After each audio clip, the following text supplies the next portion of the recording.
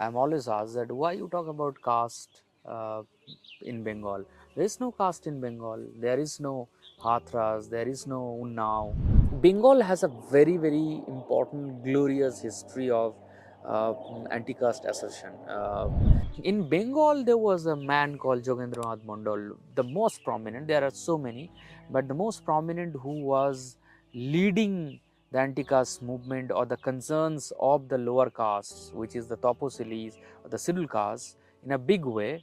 It was Jogendranath Mondal, and who became so popular Masiha that he then got known in the public memory as Mahapran Jogendranath Mondal. Then Harichand Thakur, Guruchand Thakur, the Matua stalwarts, they developed Matua as a very important sect, religious sect, which is anti-caste, which is anti-Brahminical rituals and so on. You know, it wouldn't be an exaggeration to say that they were killed like the way, you know, this German concentration camp killing happened. You know, just like that it was, or let's say it reminds of something like Jallianwala Bagh massacre, and worse than that, in fact, worse than German. It will same Jallianwala Bagh, it will same German concentration camp, and then subsequent killings there. So Marichjhapi was is a black spot, is a dark spot in the history of which was basically created by the leftist. Namasudras, basically they were trying to create a new identity, new social identity, which is anti-caste, and their whole identity was against the Brahminical notions or the Brahminical identity, the upper caste supremacist identity. Jyoti Basu himself was a Kayastha, and he is the one who orchestrated this whole massacre of Marichjhapi, where thousands of children, they died in hunger, the women were raped, gang raped, the old people were thrust, the young men were shot dead, and so on. So Kayastha is you know, is a very typical upper caste category right now in Bengal. Just like what should I say, is as powerful as if you look at the Nayars of Shashi Tharoor's community, Nayars of Kerala, is that powerful, along with Brahmins, of course. A vast social mobility of Yeah. Reservation, it does not exist. So more than 95% of India's professional sector, service sector, and important sectors are all privatized and contractualized. So for the first time, I mean, the first thing that we need to discuss, that where is reservation? 95 or more than 95.6% of segments are not reserved. Bihar caste census has revealed that in the last 70 years, the upper castes have become more and more dominant. The backward castes have become more and more dominant, but the Dalits have not become. These are all minority institutions, and Muslims are there. So it's not that they say that this is for the Dalit Muslims, you sit separately. There is a segregation caste wall, there is untouchability. आपने छू दिया तो हम नहीं खाएंगे. Muslims do not have this, but these are conspiracy theories, and some of the motivated agents, those are advancing to grab this, because it is not about SC reservation as such, it is about the political reservation, because political reservation is a hot cake.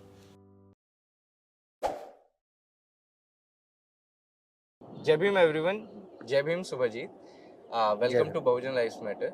तो आज हमारे साथ Subhajit sir हैं, जो Jadavpur university में assistant professor हैं और anti caste movement में बहुत बड़ा योगदान दे रहे हैं वेस्ट बंगाल की पृष्ठभूमि पे। तो आज हम इनसे बात करेंगे और जानेंगे सुभाजीत सर के बारे में। तो सर, थोड़ा सा इंट्रोडक्शन जो है आप हमको दीजिए, हमारे दर्शकों को। थैंक यू जय Bhim Manish, you are doing a great work. I have been watching Bhujan Lives Matter, and it's a great channel that you have started. You have been doing BLM on Instagram and other platforms. Thank you. So it's great work. Please do go ahead like this. तो मैं अभी Jadavpur university में faculty हूँ, assistant professor political science पढ़ाता हूँ और मई 2016 onwards वहाँ पे हूँ. I have joined as a permanent faculty in Jadavpur university. But उससे पहले मैं जेएनयू में था, एमफिल पीएचडी, फिर हैदराबाद सेंट्रल यूनिवर्सिटी में था, मास्टर्स किया पॉलिटिकल साइंस में, और जादवपुर यूनिवर्सिटी में ही बैचलर्स किया. और फिर एक लंबा सफ़र रहा जादवपुर यूनिवर्सिटी से लेके, और as a student of Jadavpur university से लेके एज ए फैकल्टी फिर रिटर्न आना जादवपुर यूनिवर्सिटी में, एक बहुत इसमें एक बड़ा अप्स एंड डाउन्स रहा इसमें. और फिर जो है there have been so many experiences. I have known society through this whole journey from Jadavpur to Hyderabad Central University to JNU to back to Jadavpur as a teacher. So I was on that side of the table. So now I am on this side of the table. So I have been carrying loads and loads of experiences of caste, uh, interactions of various kinds in the academic spaces, in campus, in the classrooms, various hundreds and thousands of students I have taught, and the way they look at the society, the way they look at their own family, their own experiences, and so on. So I must say it's been a roller coaster journey for me as a whole. But then over the years, what has happened is that, as Dr. Ambedkar says, that educate, agitate, and organize. So I have basically been following and that uh, framework of Baba Saheb.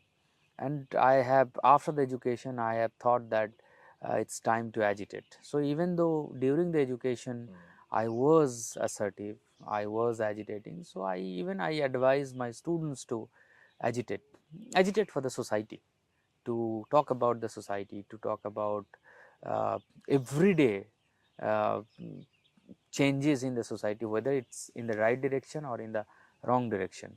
So this has been, and I am teaching Indian politics. I am teaching India's some of the political thinkers, Dr. Ambedkar, Baba Saheb Ambedkar's thoughts, political, social, cultural thoughts, economic thoughts.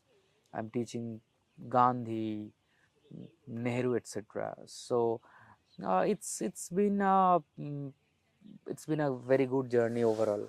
Yeah. Okay. So like I have been brought up in Delhi, Uttar Pradesh. So my जो है वो इधर का रहा है.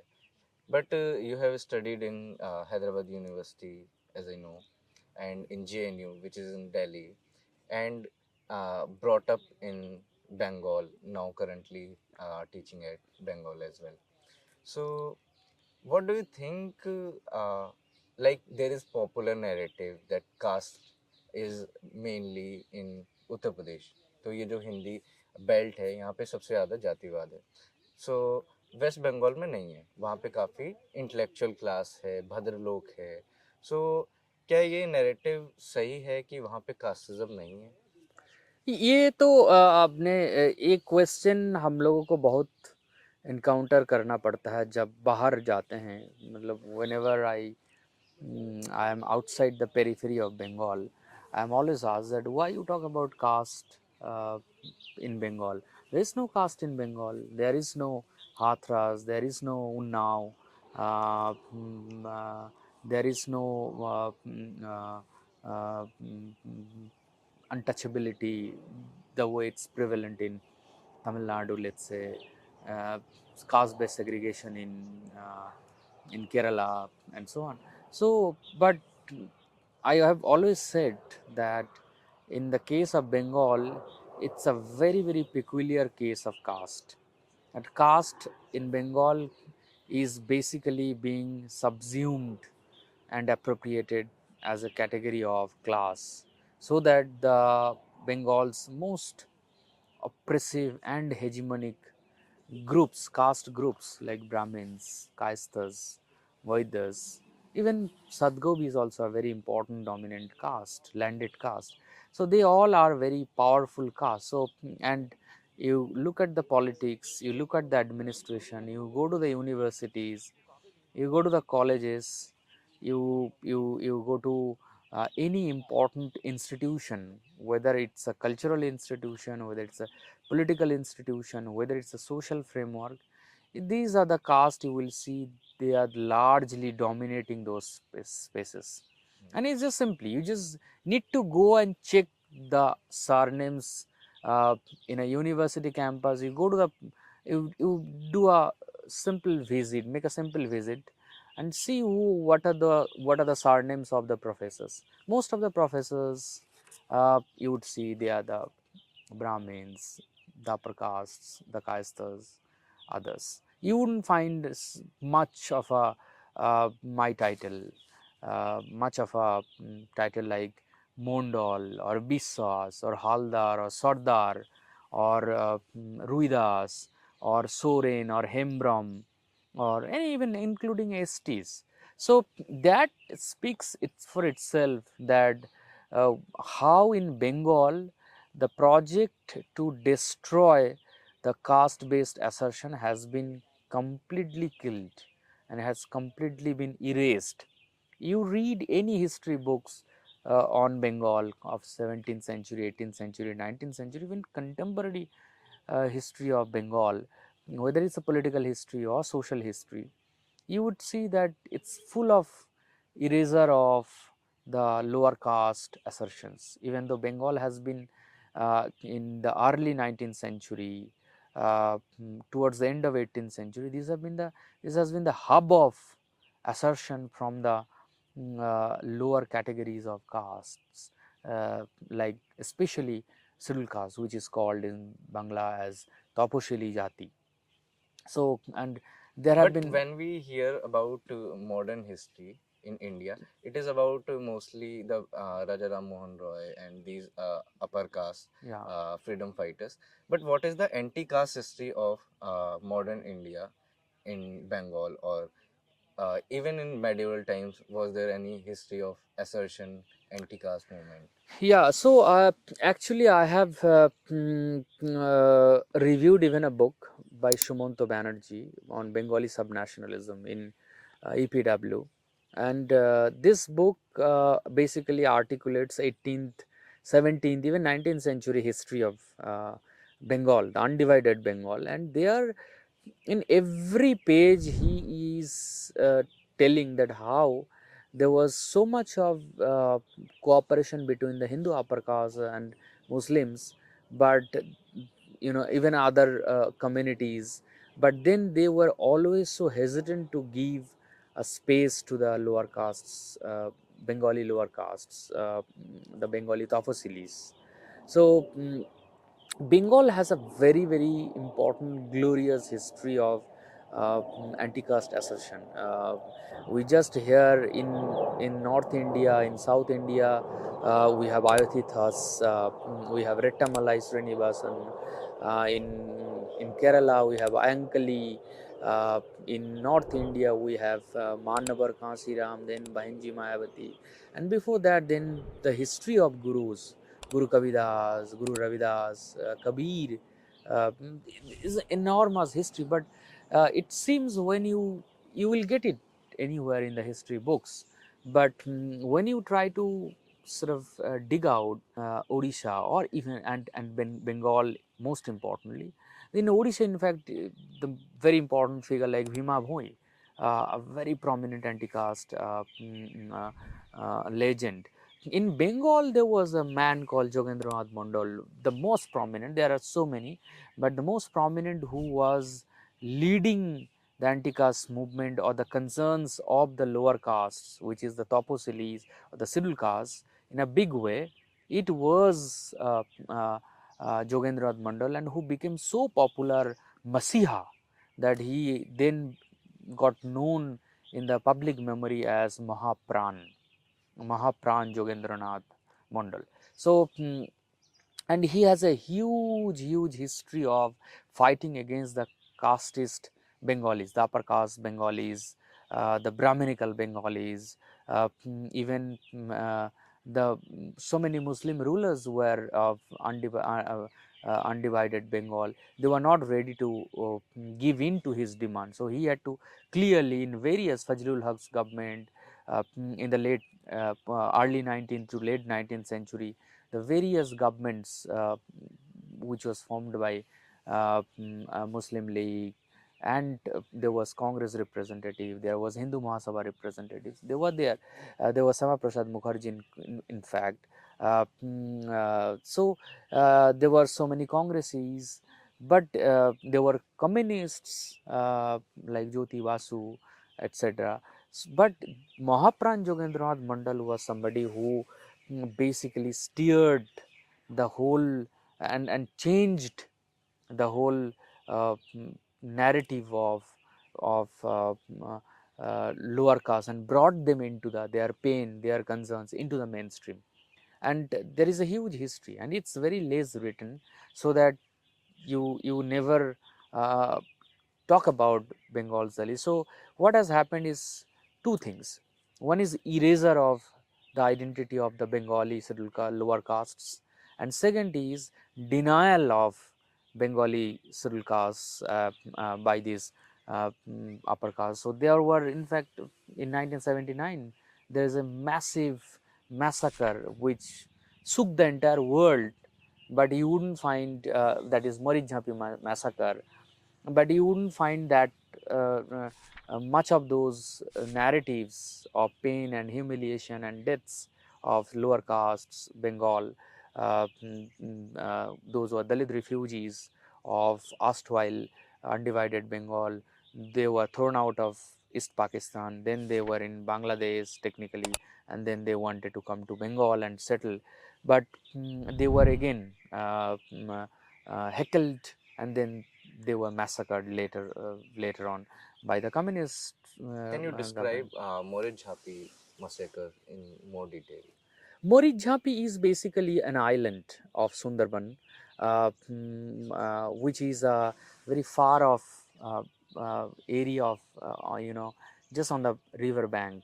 Okay, so and if you look at it, if you go right now there, and you will see that on the one hand there is a West Bengal, and on the other hand there is a which is Sundarban, and on that part there is Bangladesh.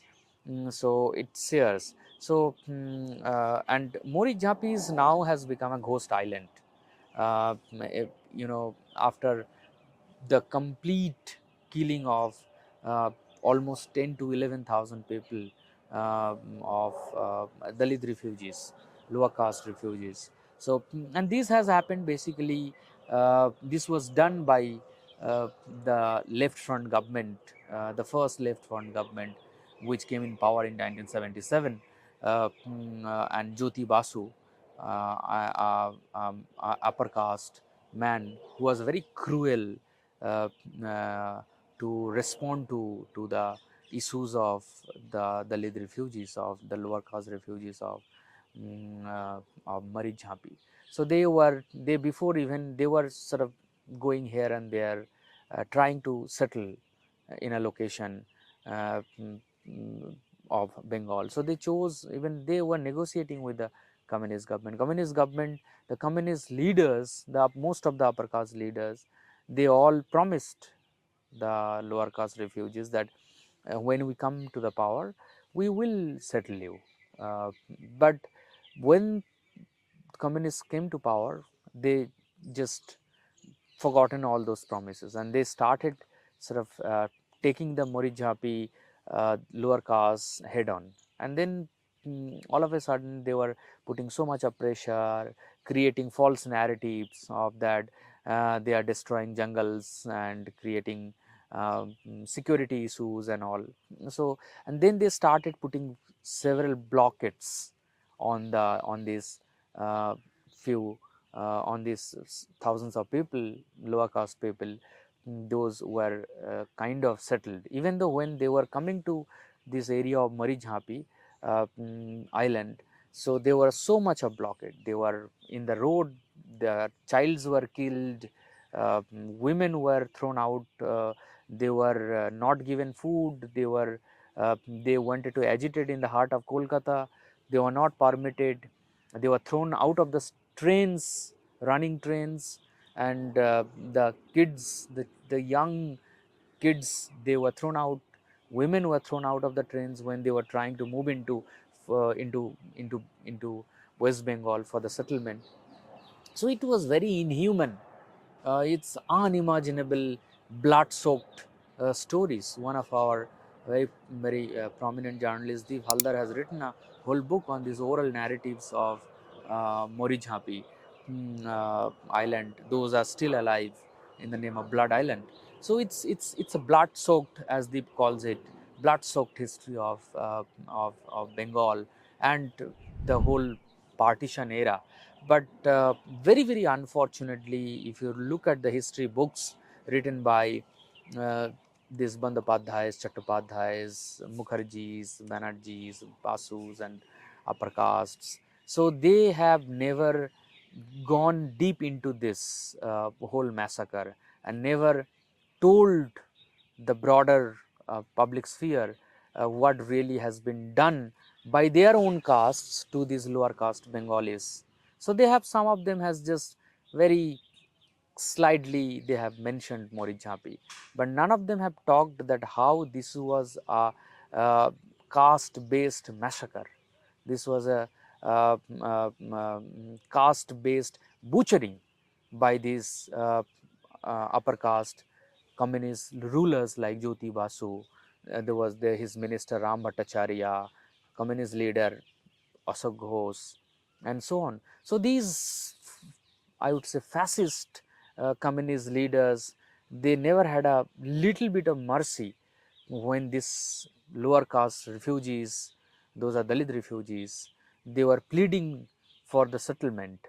Those otherwise were promised before coming to the power by these communist leaders. But all of a sudden, they were putting pressure to give in to their own kinds of political conspiracies and political fronts, but they never joined it.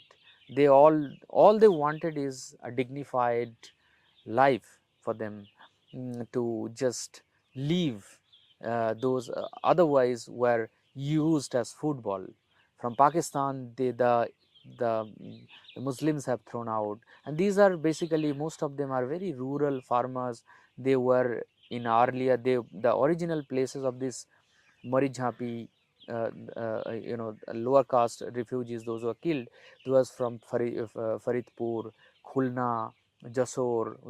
Those are the places. Right now, they are in Bangladesh. So they all were in the hope of, they were building a very good a settlement in Marichjhapi Island without the help of the government, on their own. But from 1978 onwards, this communist leaders, the communist left government, they started creating blockades, they started creating problems, they started intervening into this settlement, they started disrupting the lives and livelihood, and and and and then a final assault happened in 1979, early days. So and that's when this whole and very quickly this was actually uh, mm, uh, whitened by the whole uh, bloodied history of 1979 was whitened by the communist left fascist rulers. It wouldn't be an exaggeration to say that they were killed like the way this German concentration camp killing happened. Just like that it was, or let's say it reminds of something like Jallianwala Bagh massacre, and worse than that, in fact, worse than German. It will same Jallianwala Bagh, it will same German concentration camp, and then subsequent killings there.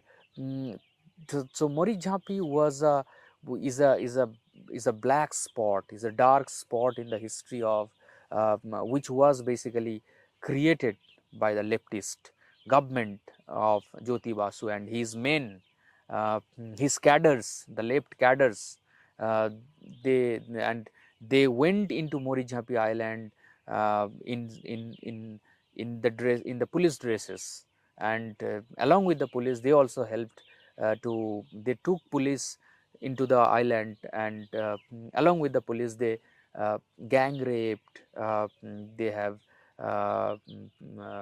sort of thrown everything out, burned the huts those were constructed by these poor Dalit refugees, Bengali Dalit refugees, and so on. So it's a very painful history of Bengal, which is completely erased by Bengali Brahmin upper caste academia. Those you would find full of them in maybe Jadavpur, in JNU, in Ivy League universities, in Singapore, in Europe, everywhere. But none would say that how uh, mm, a left government they took the shape of the of the very ugly fascist framework, and then committed a bloody assault on these helpless, stateless Dalit Bengali refugees. We hear mostly about Namashudra movement in history. So when it started, what was it? Namashudra movement is also linked with Marichjhapi. So Namashudras are a very old communities. Most of them you would see they were in the undivided Bengal. They were in most of them were in Bangladesh. And as I was telling you, the most prominent leader of Namashudras was Jogendranath Mondal, and he was basically uniting uh, the uh, the lower caste Bengalis of that part of the world. And Namasudros basically they were trying to create a new identity, new social identity, which is anti-caste, and their whole identity was against the Brahminical notions or the Brahminical identity, the upper caste supremacist identity, like the Bengali Brahmins, like the Bengali Kayasthas, the Boiddos, the landed Sadgops and others. So Bengali Namasudros were basically, they faced untouchability. There are so many popular narratives. If you read the Namasudra movement, where in erstwhile East Pakistan, which is now Bangladesh, so there were cases where uh, the upper caste priest wouldn't visit the lower caste Namasudra houses.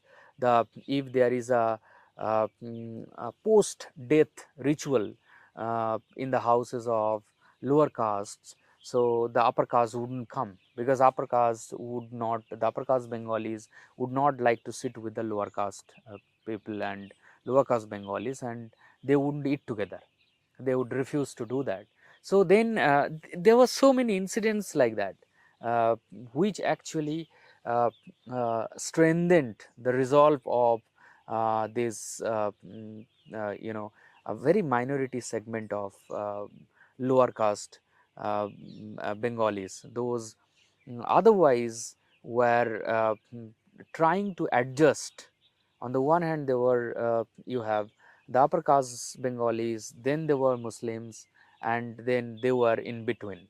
So confronting these two very dominant socio-religious groups, and Namasudros, the Namasudra movement started as a building an egalitarian identity, building a or creating an emancipatory society. We all know the imagination of Begumpura, that how uh, Begumpura is a place which will ensure dignity, equality, there will be no pain, a painless state, let's say. So Namasudra movement was started with and were against this caste based discriminations, those were every day committed by the upper caste Bengalis, be it Bengali Brahmins, be it Bengali Kayasthas and others. So, even if you look at the writings of this popular Bengali poets, mostly those are being popularized because they are mostly upper caste, like Rabindranath Tagore. He himself was in favor of caste based fourfold Varna graded system, which is never questioned by any Bengali academic. Very rarely you would find one liner or two liner about Tagore. So, Tagore is being fetishized as a very progressive universalist as opposed to the petty nationalism, but which is otherwise underneath of this Tagorean fetishism, there is caste supremacism. So, there is no assertion of caste based, there is no assertion to annihilate that caste based graded system. So, it's a very it's a huge history which is over the decades, which has been forgotten, which is not remembered. The collective, it is erased from the collective memory, and so on. This is how basically, this is how Bengal became casteless, through this erasure, denial. So there was one upper caste social reformer, Ishwar Vidyasagar. So there was one girl. She said कि Ishwar Vidyasagar fought against caste system. So who was he? So, Ishwar Chandra was, Vidyasagar is being popularized as the Vidya's Sagar. So, as who is the ocean of knowledge. This man Ishwar Chandra is writing to a college principal, particular hostel should be only allocated to the upper caste. The lower caste should not enter into that. It's there in the hard, as a hard document, as a hard evidence. So, the young kids do not know, they wouldn't be told this rather by the academics, because most of the history books and most of the historical narratives are nothing but are not really historiographies. It's mostly hagiographies of the upper caste to create upper caste icons with some with some oakness. But whether it's Tagore, whether it's this man Ishwar Chandra, who is being called as ocean of knowledge, a person who is very popularly known as ocean of knowledge. Rammohn Rai, many say that he fought against casteism, he was against sati system. So, all of that is, we all give credit for that, but then the problem is that he has never really challenged the upper caste graded hierarchy that's existed in Bengal.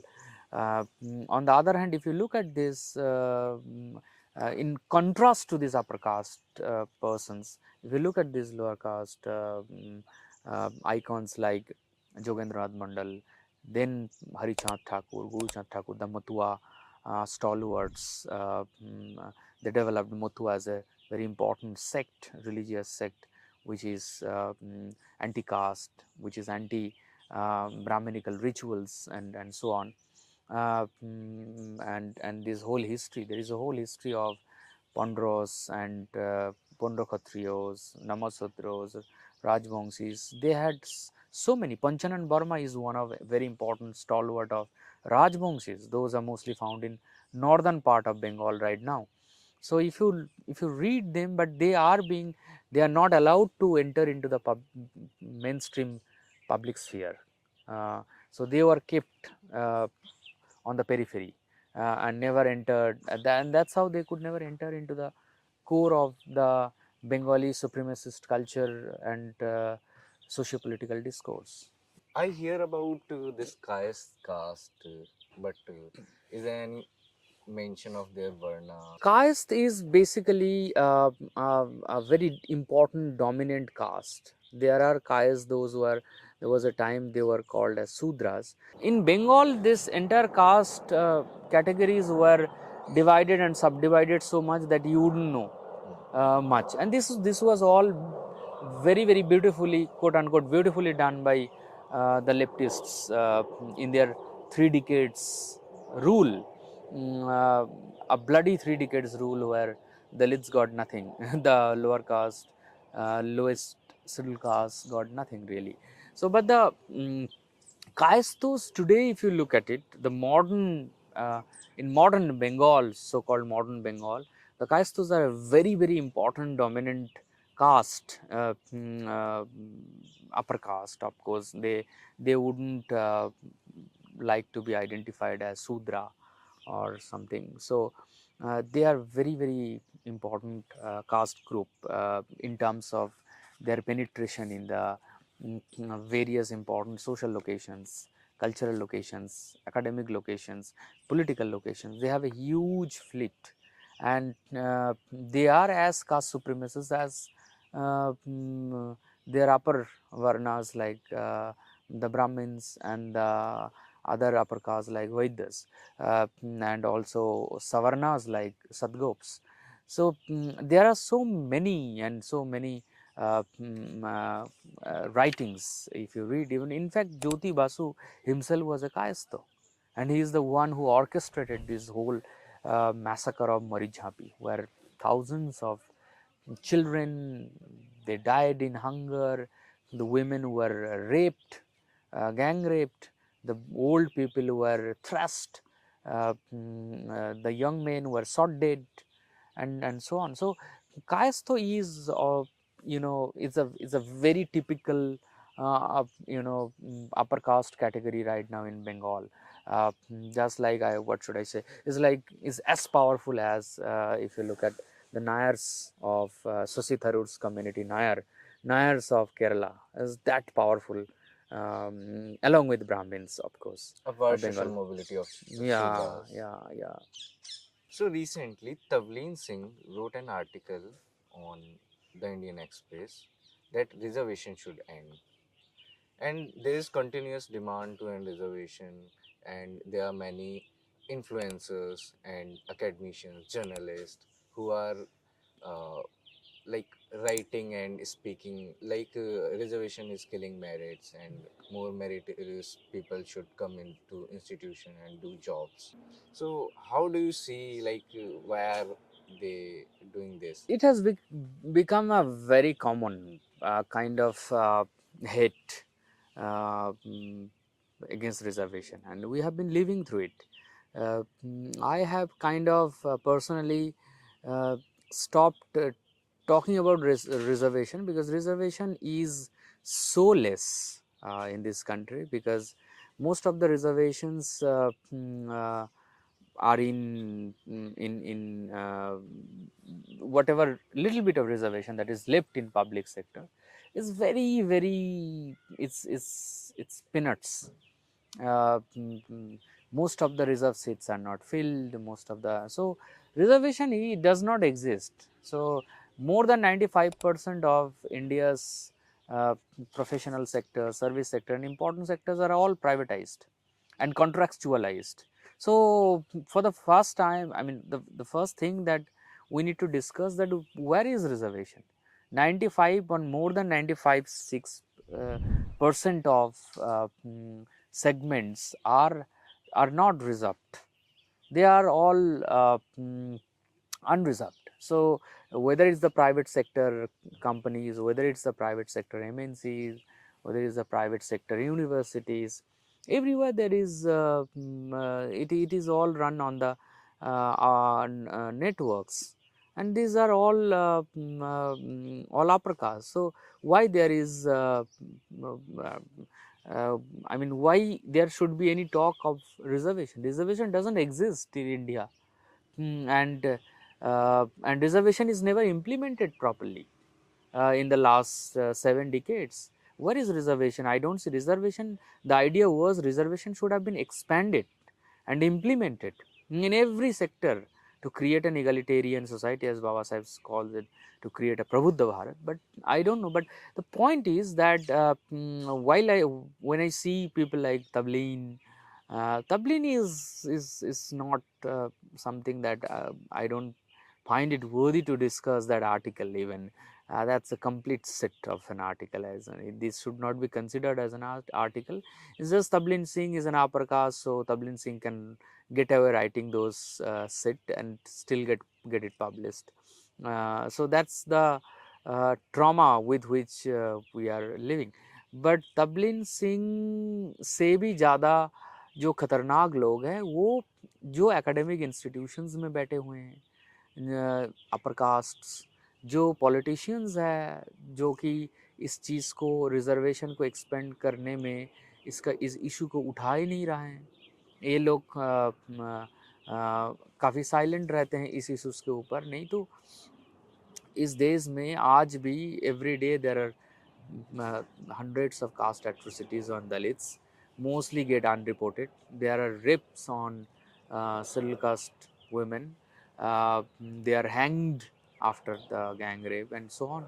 So somebody like this lady or others, those are basically anti-reservation headmongers. They should understand the very fact that reservation is not only for representation. Reservation is one kind of segment of this whole idea of equality. You can't create any equal society if you constantly do not pull the people from below poverty line. And we all know that who are most vulnerable, who are most ignored in society and in the mainstream spaces. It's all the scheduled castes and scheduled tribes. So and they have never been socially dominant, they have never been landed, they have never been into the high segments of various professions and sectors. So who have been there and still who are there. So when she talks about let's say reservation, she should first talk about caste supremacism. In a society there is which is run on the basis of caste based supremacist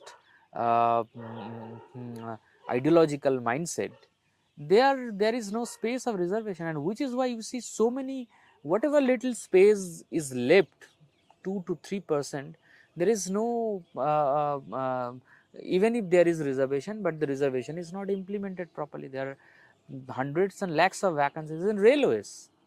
There are close to 5 lakhs probably posts are vacant in various important segments of railways, but they are never implemented. They are not. You go to any university, you see the nameplates of the professors. Most of them are upper caste. Most of them are Brahmins. So that is why uh, this persons like Dublin. So she should remember the fact that the recent Bihar caste census has revealed that in the last 70 years, the upper castes have become more and more dominant.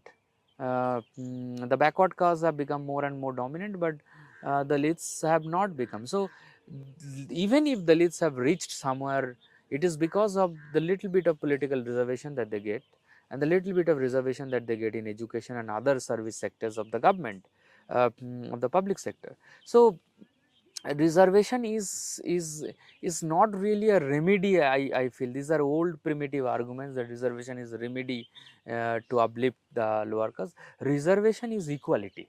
Reservation ensures equality. It is one of the very important affirmative policy across the world.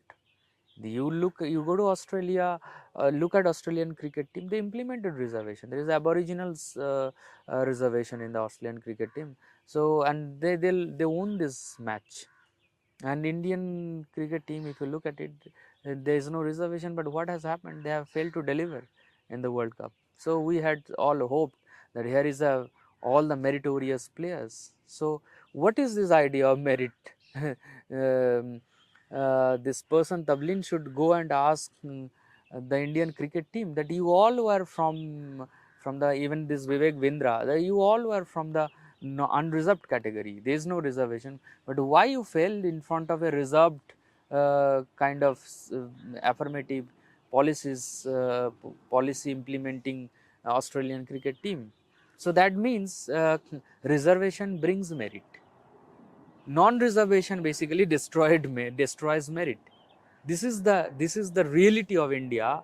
Very recently, Honorable President of India, Madam Draupadi Murmu said that why much of the Indian institutions are not in the top tier of world universities. How will you have them?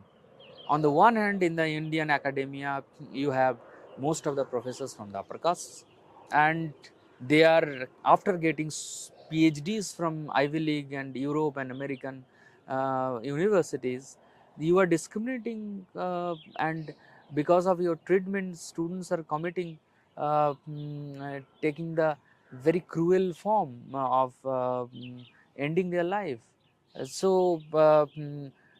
the one hand, even if there is a little bit of reservation, you are constantly putting blockades on roadblocks in front of those reserved categories and constantly demoralizing them, so that they are forced out of the institutional structures, and constantly batting with policies which is detrimental to this very idea of eradicating casteism. Something like very recently EWS came. EWS is very antithetical to democratic principles. Had economically weaker section, India, the reservations worldwide, the idea of reservation or affirmative policies is not to to to pull a poor person out of poverty. For them, there should be a poverty alleviation scheme. Here it is about ensuring dignity. Here it is about ensuring equality against your casteist wishes. So, this Tablins of the world or others, so many, I said Tablin is nothing in front of this, so many academic community from the, which is where upper castes are very dominant. In other sectors, you look at the judiciary. Uh, Judiciaries today is having massive pending of cases. There is no reservation. So, why such pending of cases? There is so much of criticism against judges came out criticizing. So, why you have there is a kind of failure to deliver uh, mm, to the aspirations of vulnerable people. So, Subhajit sir, there is an ongoing demand to end collegium system in judiciary. So, what do you think about it? As you know, that collegium system was never implemented when constitution was written. There was no collegium system. Collegium system came into existence through a Supreme Court's own verdict, right? So I would accept any framework which would effectively ensure diversity and representation. If that fails to ensure diversity, and it actually succeeds to ensure few dominant castes or communities hegemony, then that is a very anti-democratic structure. So, anyways, but collegium, if you look at it, collegium, through the collegium, the constitution court judges are appointed, high courts and Supreme Court, and as I said, there is very little bit of representation. You see, most of the judges, it was tabled in the parliament, and the law minister replied to a question on the diversity of the judges. Most of the judges, there is a huge network that is at work in these appointments.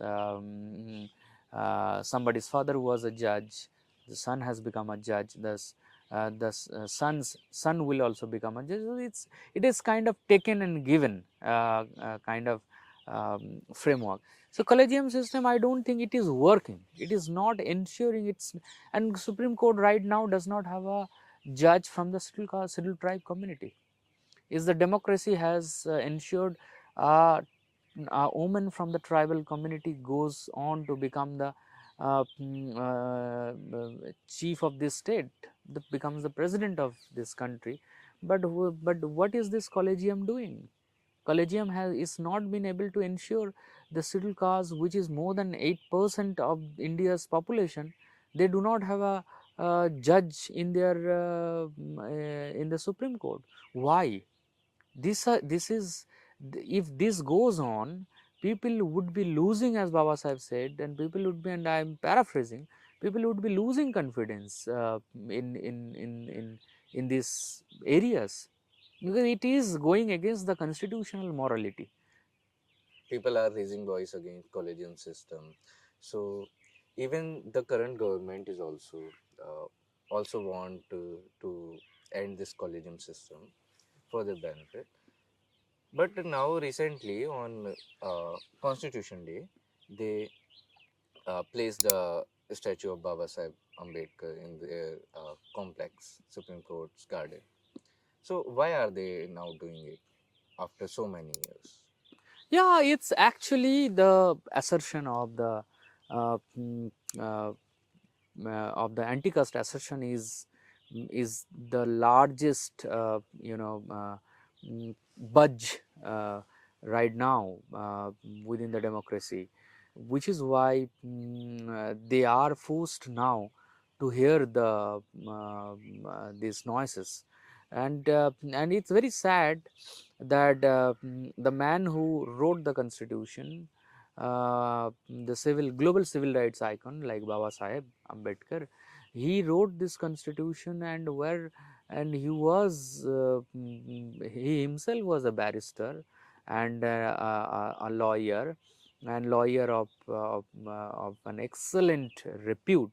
So it took 7 long decades to put a statue of Baba Sahib in the premises of where there is already a Gandhi who was who basically was a folder of Varna system, fourfold Varna system, and a kind of being very casteist, and even he has very problematic views on women, very problematic views on democracy, on village, on society. Sorry, he wanted Ram Rajya. What is Ram Rajya? So when the world is becoming more and more democratic, they are trying to go towards democracy. So Gandhi was doing. So Gandhi's statue, who never even had the courage to uh, to sit in the Constituent Assembly. So his statue was already existing, and but Baba Sahib's statue was not there. So Baba Sahib's statue should be in, as I say, and I have been telling everyone that Baba Sahib's statue should be installed in every important public and private installations, because his statue is not merely some bricks and sands made or stones made structures. He actually, his presence in every place reminds us the idea of equality, the idea of liberty, the idea of egalitarianism, the idea of creating a Prabuddha Bharat. There is argument against reservation that deserved people should get reservation. Only few people who are elite among Dalits, they are getting reservation. So like poor Dalits are not getting it. I mean, Dalits, it's the whole idea of whether it's a poor or rich, they are Dalits after all. So, I mean, the upper caste will not look at it as whether you are a rich or a poor. So, they first and last know that you are a Dalit. The time they know that you are a Dalit, they wouldn't look at it. There are civil servants, very high post holding IAS. They also came out with the complaints of caste based harassments, even in judiciary, even in the judge, the IAS officers, the IPS officers, they come out with, and so what is this narrative of rich and poor? Rich and poor is applicable when there is no caste based, Varna based segregation at birth. Somebody who is born in India not as a human but as a Brahmin or as a, so just after the birth they will be called as Brahmin or Satriya or Kayastha or Bhumihar or Rajput. So what is this? So, but in other egalitarian countries, Scandinavian countries, they are not born as already pre-assigned thing. So once somebody who is from Brahmin or let's say Kayastha or other upper caste dominant caste household, they are carrying a baby in their womb. So already it's pre-decided, right? That it's the baby is going to be a Brahmin baby, or a kid is going to be a Brahmin kid. So this is even caste is here in this country decided before birth. And of course, so you can't imagine that a Dalit before the birth, before seeing the daylight, is already being perceived as Dalit, as the Dalit mother is giving birth. So whether Dalit mother is a rich or is a poor, that hardly matters, because the casteist society does not look at your positions, it looks at your caste, that it is it, because they already have a casteist mind, so they can't look at this. And that is why you see that whether you are a very qualified person, you never get a good post in academia. How many vice chancellors in politics, how many cabinet ministers in various states or in various governments, how many chief ministers are from, let's say, scheduled caste community? So nobody. And there is almost all reservations are there in all these important posts by upper caste, the socially dominant class and caste. So what has they done? Indian democracy is struggling to become a developing country even. So it is their merit which is under question, because they have been holding the most important posts. You go and check the vice chancellors titles, the nameplates, do a survey in the 10, 15, 20 central universities, all of them are from upper caste, all of them. So like the argument is that uh, there are two kind of Dalits, like whose parents are beneficiary of reservation, and the others are whose parents are not beneficiary of reservation. They are in rural society, in villages, but other are in urban societies whose parents are beneficiary of reservation. So most people who are getting reservation are from the this category whose parents are beneficiary of reservation. So how can, so like what they say, like deserve should get reservation, and the caste does not know the urban and rural peripheries. Caste cuts across all the peripheries. So whether you are in urban, you could come from the rural to urban with an upward mobility. It doesn't matter for an upper caste to discriminate you. So that's what I said. And IAS is a fairly powerful premium post of this country. So there are so many cases where powerful IAS officers are discriminated. You would hear Bahenji Mayawati, the biggest victims of caste-based misogynist harassment online and offline. So I mean, Bahenji is in R1 area, right? She has been the 4-time chief ministers. But what has happened? So casteist mindset is such a diseased mindset that it doesn't know anything. It just knows that somebody is a Dalit, so that person does not deserve any dignity, and that the entire discourse ends there. there are students who come from marginalized caste to the higher education institutes, but there are many cases that they commit suicide. So what are the reason factors making them to commit suicide? There are so many factors, because we thought that academic institutions, at least if not society, the academic institutions would work as a harbinger of creating egalitarian society through higher education. But as Baba Sahib said, the more these privileged castes get education, the more they are going to be caste, they are most going to solidify their caste, and which is what happened.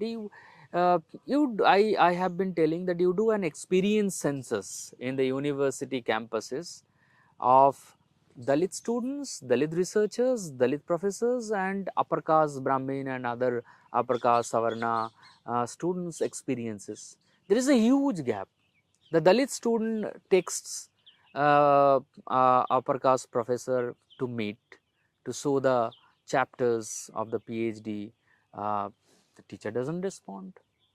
The teacher responds with so much of disgust after so many days, and it will be left in unseen format.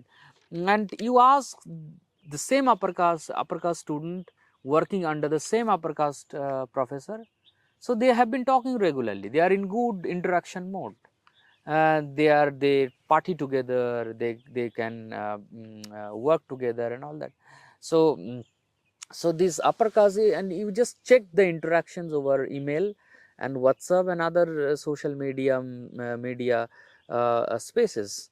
The interactions of these upper caste professors with the upper caste students is very differential uh, than these students from the scheduled caste and the scheduled tribe categories. Very different. A scheduled caste student has to, a PhD scholar has to wait hours and hours in front of the uh, official chamber of the upper caste professor. But for a Brahmin student, you don't need to even, or upper caste student, you don't need to knock. You just enter into that, because it's that kind of camaraderie of the same caste.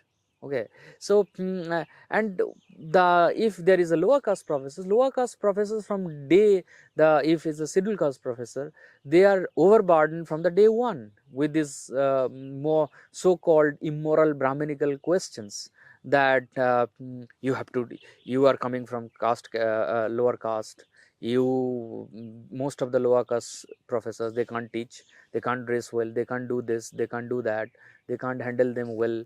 So many Brahminical narratives already have created a kind of structure. Before you enter, you are being discriminated. So the day you enter, you are not only discriminated, you are humiliated in the with the invisible frameworks, where you already are being looked down by the lower caste students, that why by the upper caste students, sorry. uh, and there is a huge hierarchical conversation that goes on between even a, I say, even a lower caste professor is less, or a lower caste senior teacher is less powerful than a undergraduate student, because the day lower caste professor or scheduled caste professor asserts, everyone comes and hounds you, and continues with enormous amount of propagation. So there is a huge uh, uh, propagation reservoir that is always kept ready uh, before the scheduled caste professor enters, or a Dalit professor enters into or in fact a Dalit student works into the classroom. Almost, you ask almost every Dalit student in the campus, whether it's a state university, college, schools, universities, they have they will must have some kind of experiences where they have been looked down, they are being subtly humiliated, they have been patronized, they have been gaslighted, they are manipulated, their appearance is being questioned, they are not being mingled with, they are not found worthy of being mingled with by the upper caste students, the Brahmin students, Kayastha students, Vaidya students, other upper caste students. So there is so many shades of casteism that the upper caste, educated upper caste students and professors have created. So there is so many layers of it, and Dalits being a very vulnerable caste, how they are going to defeat this huge, massive framework, Brahminical upper caste, casteist framework. It's very difficult to sort of break it. But anyways, it has to be actually broken by these upper caste professors.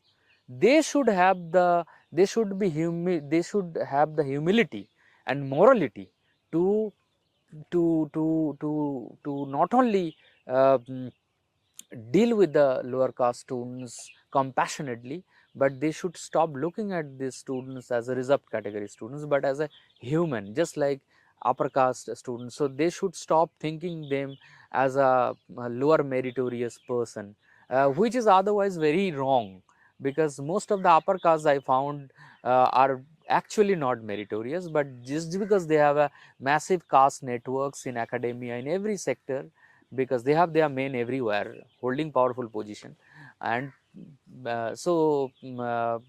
they get things very easily. But for a lower caste person, it's very easy to penetrate that kind of network. Whosoever's government is in power, doesn't matter, because caste is above everything, because caste is an organizing force. So it doesn't matter whether it's a right wing, whether it's a left wing, whether it's a centrist government. The upper caste Raj, as I call it, upper caste Raj continues. So, like we know that there are very few jobs in which there is reservation, and even those jobs are being now getting privatized. So, now from the platforms like ISCA or India Independent Scheduled Caste Association, and even BSP demanded that reservation should be introduced in private sectors. So, what do you think about it? This demand is very late, is what I feel personally. Private sectors, their installations, their all the buildings, everything is also within this demographic territory. So since they work here, they get various kinds of benefits from the government. They are bound to follow the constitutional norms. I mean, it's as simple as that, that nobody should be permitted not to ensure the representation policies, which is in other words affirmative policies or reservation. So private sector is a massive sector today. Every sector, as I said, almost even lot of government sector is getting contractualized to evade reservation actually. So government sector, and this is very tactfully done. There is a lateral entries that has been created as a new bogey, casteist bogey, where so that you can avoid reservation, you can sideline reservation in giving in appointments of those high posts. So private sector being a very massive sector which decides politics, which decides everyday lives, which decides our society, which decides our culture, everything. So then, and also they work within on the lands of this very country, then they should be bound by the law of this country, which talks about ensuring equality through representation. So private sector, mostly if you look at these MNCs, the corporates, the $1 billion and $1 million industries and corporates, they time and again you see there is a huge corporate tax cut, there is a huge corporate tax waiver given by the government. So why they are given? Why they are while they will not implement the constitutional ideas of representation, which they don't, then why they should be given government, the taxpayers, the benefits which is taken from the taxpayers money, so common people's money. So the private sector is, if you look at it, it's controlled across the country by few upper caste groups. The not only the Baniyas, the Brahmins are also very new, not so new, but they are the also new entrants into this this whole capital ownership. So Brahmin, Baniya, the Reddys, Kammas, in fact you take the Menons, so many, they are very powerful socially dominant groups. So they are holding, you look at the private sector owners and private sector boardrooms, all of them are upper caste. So and they take all the policies which is of course in the benefit of their capital expansion, not for the poor people's benefits. So and at the same time they are taking benefits from the government. They are getting lands, good lands, they are getting good amount of water, they are getting, and instead of charging them more and more, heavily taxing them if they are not giving reservation, they are using all the government resources, the land of this government.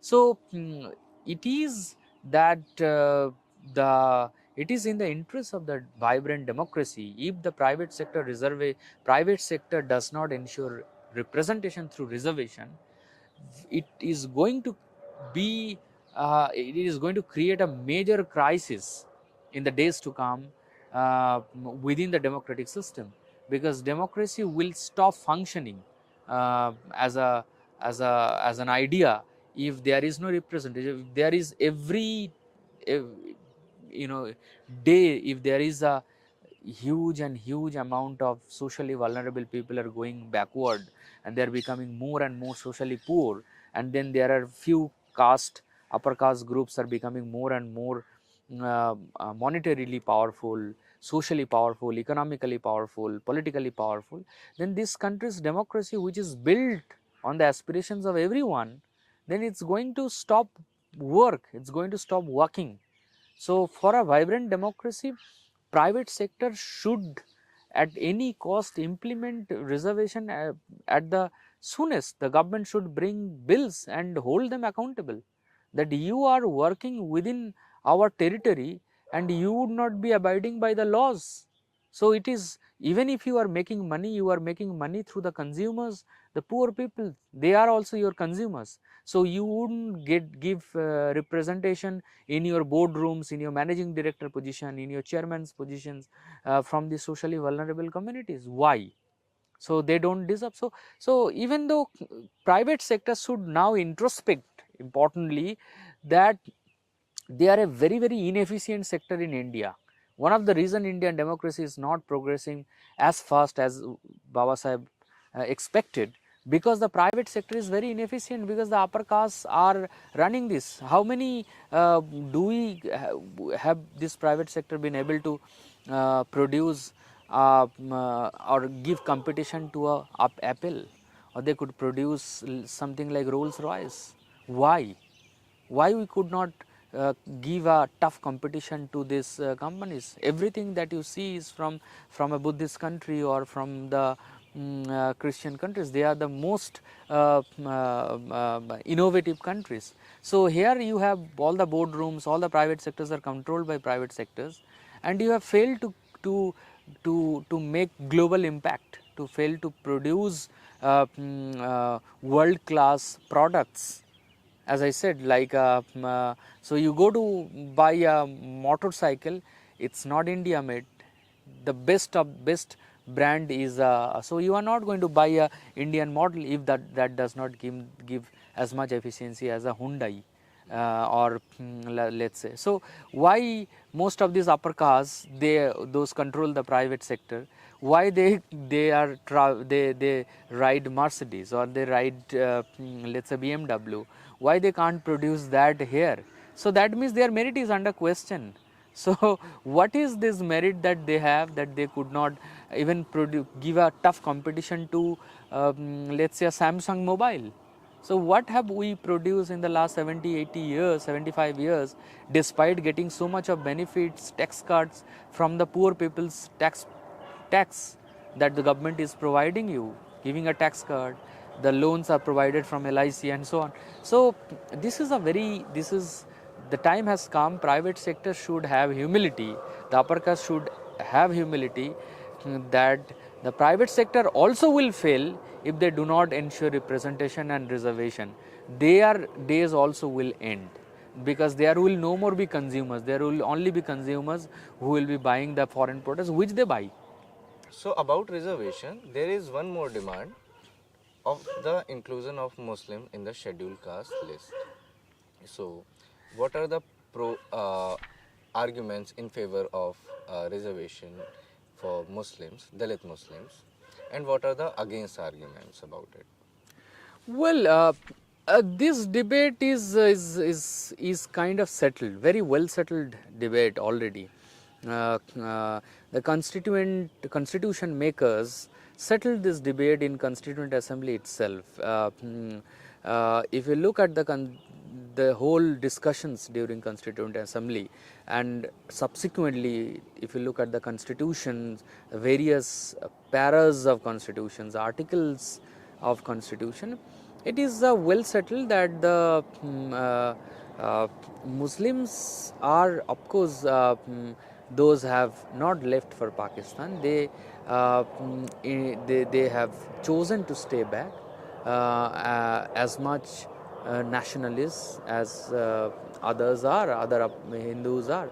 So, but when you talk about reservation in the SC list, it has so many of ideas. The scheduled caste reservation is not a very simple one. This reservation was basically uh, planned and executed by Baba Sahib Ambedkar on the basis of untouchability. Untouchability is a very, very important signifier to come under scheduled caste, and which is also directly linked with Hindu religion. And Hindu religion and the religions, those are indigenous religions and comes broadly under, and which is mentioned in the in this whole constitution, which comes under the broad categories of Hinduism. So, like Sikhism and Buddhism. So, but and it's very well settled and well defined category. So, Muslims on the other hand, you know, they got a separate homeland, Islamic State of Pakistan. But on the other hand, they also are availing all sorts of reservations in the OBC category, and OBC category is the biggest category of reservation, and all the Muslims are almost covered under the OBC category, and then there are some Muslims, those are availing also ST category. So, even ST category is not on the basis of untouchability. So, untouchability which is created through Hindu scriptures or Hinduism, so that untouchable experiences are very important to become a scheduled caste. Now, the question is then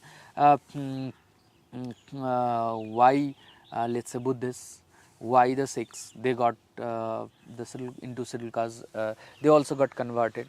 So, but the Buddhists and the Sikhs, if you look at them, they were, it was settled in the Constituent Assembly, they opted for reservation, and Muslims said that okay, we will have our separate safeguards for the religion and separate safeguards for like we can create our own institutions and so on. So, and also is Muslims are, who are the Muslims? Muslims are the ones, mostly their everyday life is guided by Islam. Those for the Muslims are the ones, those are the followers of Islam, the believers of Islam. Islam is what it's basically there is one book and one prophet, Quran. And so if you read Quran, I have read it time and again for my research, the Quran does not have any structure of untouchability the way we have, which denies dignity to some segment and promotes dignity for some. So, Islam is a religion which ensures. But like it is said that caste is not in Islam, but it is among Muslims in India. Yeah, so since there is caste among Muslims, they are given OBC reservation. They are getting backward caste. But there are some castes like Lal Begis who are in Dalits. See, now whether this Lal Begis, after getting converted to Islam or becoming Muslim, whether they feel that they are Dalit or not, that study is, there are some people say there are studies, but you can't do specific studies to make your arguments. It's the individual studies I know, and we all know who have done those studies, and they are the ones, those are advancing this conspiracies to get into scheduled caste reservation. But the bigger point is that whether it's the Lal Begis or Halal Khors, you know, they are basically at the end of the day, they are all followers of Quran and Prophet. So, and they are all, you wouldn't hear a single incidence of that within Muslims somebody is being killed, that just because quote unquote, since you were saying lower caste within the, so somebody is just like every day Dalits are being killed by the upper caste within the Hindu structure.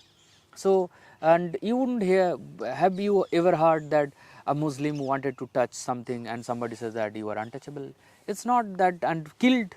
So there is no killing along the caste line within the Muslim communities.